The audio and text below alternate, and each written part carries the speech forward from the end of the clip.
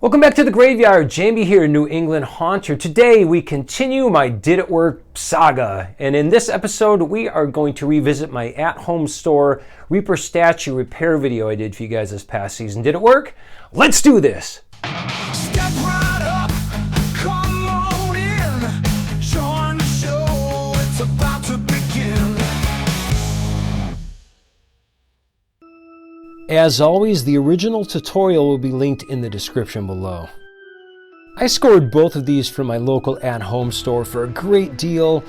As you can see, both statues have damage on the back of their heads. Their website states that these are made of resin, but I decided to use plaster for the repair as the texture has a plaster feel to me and it's readily available.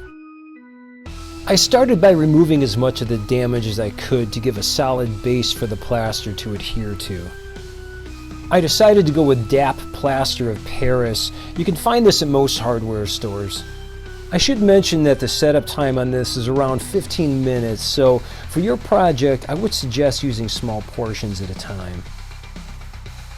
At this stage, I'm focusing on filling the hole completely while gradually reconstructing the missing portion of the head. I put that aside to cure and moved on to the other statue. As you can see, the damage is more significant on this one. Once removing the broken material, I was left with a gaping hole. Now, this wasn't something I planned on, so after a trip to my local hardware store, I came back with some fiber mesh to cover the hole and give me a good starting point to build on. At this point, it was rinse and repeat. I used the same process for this statue, filling the hole while trying to reconstruct the shape of the head. After giving both statues time to fully cure, I added more plaster to build those head shapes up. Here's a close-up between layers. You can see they're starting to take shape. Here I am the next day starting the sanding process. I worked my way from a heavier to a finer grit sandpaper. And this is how they turned out, all cleaned up and ready for painting. There are a few imperfections, but nothing anyone would ever notice in my display. And now onto painting, my favorite part. I'm starting off with a primer, being careful not to overspray onto the existing finish.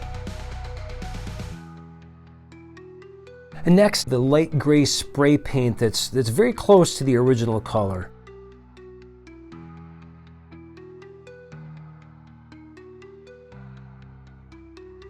And lastly, I used a brush with a darker shade of gray, then black and white watered down acrylics to blend in with the existing paint job. And now for the ever popular before and after.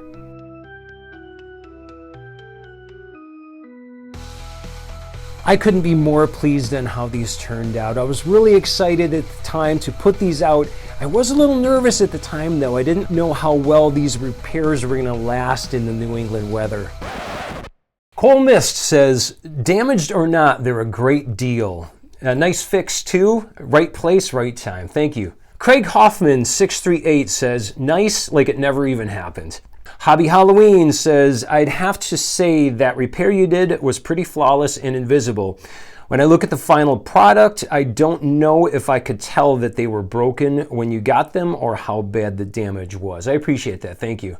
Robert Rivera 9162 says, great job. You did a great job on the painting and repairing of those holes. Lynn Gordon 5901 says, I think these turned out fantastic. Well worth the time and money to repair them.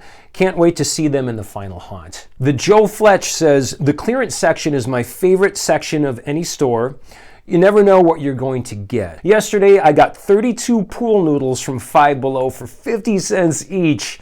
Man, that is a killer deal. Jason Beavers 9337 says, they turned out great. You did an excellent job blending the colors.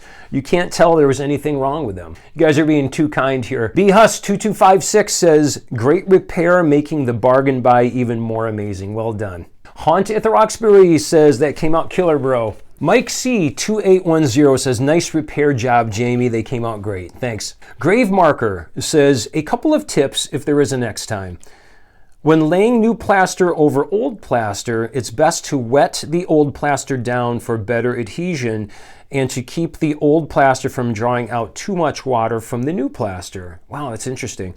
A Surform rasp is good for shaping plaster after it cures. Then you can sand it smooth. I have found the open mesh sandpaper doesn't clog as fast as regular sandpaper. This would have been a great conversation to have before I started this. Thank you for that. David Golden Swan says, nice. Thomas Bautelier 3679 says, great job and great find.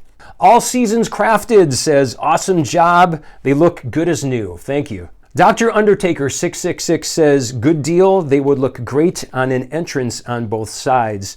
They look like they could be holding a lantern, maybe a lighting effect. That's a good idea for next year. ZZZ Dom, ZZZ IFY, I'm not sure exactly how to say that, but they mentioned that they just would have used great stuff in the hole. LOL.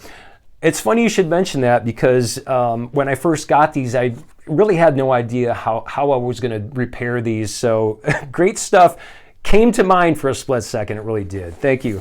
As always, thank you so much for all the great comments. So for my at-home store Reaper statue repair video I did for you guys, did it work? It did, but it kind of didn't at the same time. Let me explain. So quick backstory on these statues. Back in 2024, when these first came out, I believe it was 2024, I was in the store and that's when I first saw them. And man, if you guys haven't seen them in person, there's a definite wow factor. There's a definite wow factor with the price tag too. They're pretty expensive, $220 each. I almost pulled the trigger when I saw them because if you guys follow my channel, you know that they would fit perfectly in my haunt display and they looked great for this past season.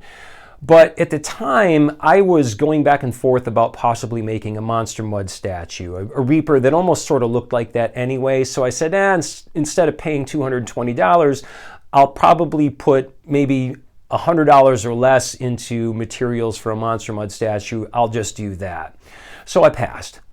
We're recording this video in 2026. So last year, 2025, I started talking to my wife about those statues just because I really liked the whole vibe of those. And I was kind of torn between maybe just grabbing one or taking the time and energy to build a Monster Mud statue, which I may end up doing that on this channel at some point for you guys. If you're interested in seeing that, definitely comment below. But my wife, she's awesome, said, look, you've mentioned it a number of times, just get the at-home statue and be done with it. So I started going every few days to my local store just to see if they had them. I did this for a number of weeks and I finally just gave up on it. Nobody had any information in the store. They didn't know if they were going to get them. So it wasn't until maybe a month or so after that that my wife and I were out running errands. I believe it was on a Saturday, and she suggested, hey, let's swing by the at-home store to see if they had the statues. So we went. It's like it was meant to be. As soon as we walked in the front door, someone was bringing one out on a cart. I couldn't believe it. So went over to snag it, and I realized there was damage, and there was a clearance sticker for $100 on it. Even better, I'll figure out a way to fix this. The guy that bought it out happened to be the store manager. So he said, look, I have another one in the same condition. If you want, I'll give you both of them for $150 out the door. And I was like, before I could even get my words out, my wife's like, we'll take them. So grabbed them, threw them in my truck, brought them home. I put them in my shed. They were in my shed for a few weeks while I did research on how I wanted to go about fixing them. I wasn't quite sure. Their website said that they were made of resin. I've never worked with resin before, so I decided to start looking into how to repair things with plaster. I did a lot of research online. I found a bunch of great talented people on YouTube that are repairing mainly church statues that were made of plaster, but man, it was everything from statues that were completely like broken to just, you know, minor damage. The painting of them, it was really awesome. So I got a lot of tips and tricks and I decided to go with plaster. In the video, I did make one mistake, and that was starting the project too late in the day. I think it was after dinner time, so I had about a 3-hour window to get the plaster at least applied in layers how I wanted it, and then I had planned on going back the next day and sanding it. As you can see in the video, I ended up going into the night with this. I don't really have a spot large enough, at least at the time, to be able to work on these. So I brought out floodlights, and I was getting chewed up galore by mosquitoes. So by the time I was kind of finishing up the second statue, I got a little messy with it. I kind of lost my patience with it. I noticed the next day when I finally had daylight that second statue had air pockets and divots that I tried to sand out, but there was definitely some imperfections in it. Once painted, they both looked great. It's nothing you would ever notice in my haunt display. It wasn't until the end of the season when I went to put them away that the first statue literally looks exactly like it does in the video. There's nothing wrong with it. It looks great. That second statue ended up getting some water down in one of those like air pockets, I'm calling it, like a divot. And there's probably a hole about this size, about the size of a ping pong ball that's started. So super easy fix. All I have to do is just go back and patch that up. I'll sand it, take my time, and then again, just blend that paint back in like I did before. I'm pretty psyched how these came out. Working with plaster is definitely out of my wheelhouse, but I did the research, I learned the basics, and they've lasted pretty well in my opinion. That's it for today's video, guys. I hope everybody is staying warm in this weather. I hope you're well. I hope you're staying safe. We will see you guys on the next one. Take care.